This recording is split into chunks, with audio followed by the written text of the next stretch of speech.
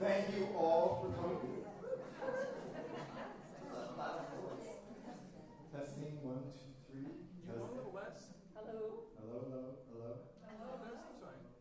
Thank you all for coming. This is really gratifying. Great to see you all on this continuation of our journey on the road of life.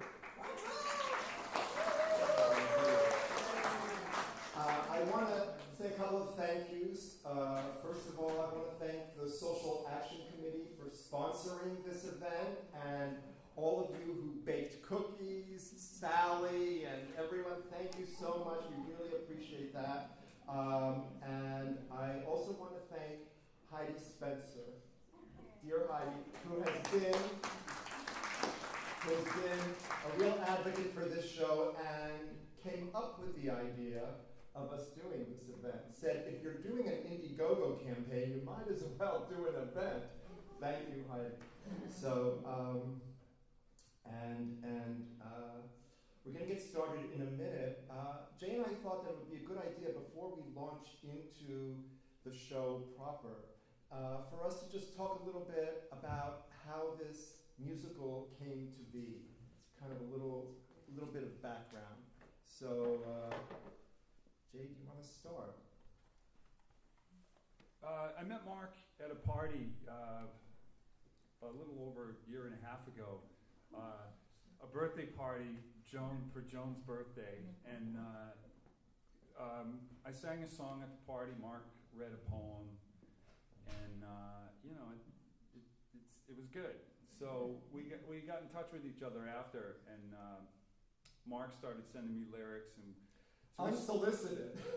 Yeah, he just said, "I want to write a song." Sending them. So, I was at a point. I'd been recording for a few years and was just kind of looking for kind of a different direction. I wanted a big project, something that You got it. Yeah, I got it. Be careful what you ask. Yeah, and I was kind of burnt out writing lyrics to songs and stuff like that. But I had musical ideas kind of spilling out all around.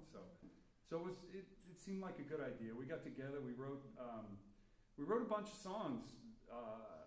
Standard style, bossa nova, a great bossa nova, really good bossa nova tune, and some stuff like that. And that went on for about a month or so.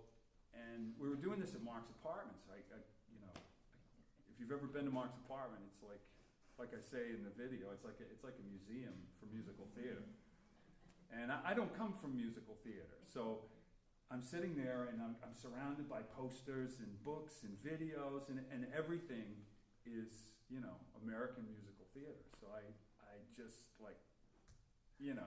could have had a V8. I said, Mark, we should write a musical, and not at all realizing how big it is, and just how ridiculous the idea is. And we were like, well, what kind of musical would we write? And I wanted to write something dark. I said that right off. I said, I think I want something with like some meat on it, and pathos and the whole business. And he wasn't really up for that at first. He was like,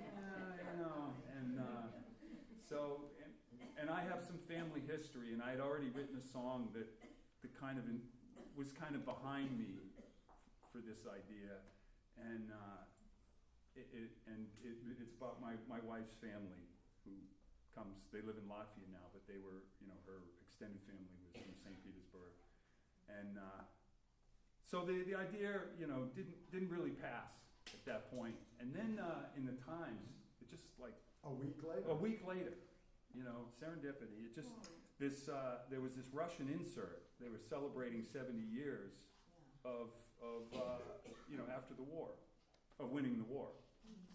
And in the insert, there was an article with a photo of this poet, Olga Barkos, who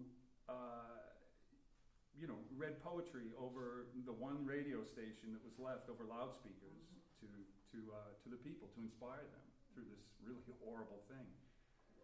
So I called Mark, and I said, you got to look at this. And he looked at it, and he's like, I'm in.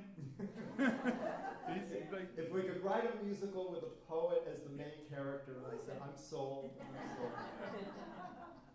so that got the ball rolling, and then we just got right to it, and first wrote a bunch of songs, and the story kind of, we brought it up through the songs at first, and the songs have gone in circles and around. And, I started originally with I was thinking small at first, like, well, I'll just have like a little gypsy band, a guitar, an upright bass, and violin, and it'll be like that, something that a small theater could do, and we could keep it kind of contained.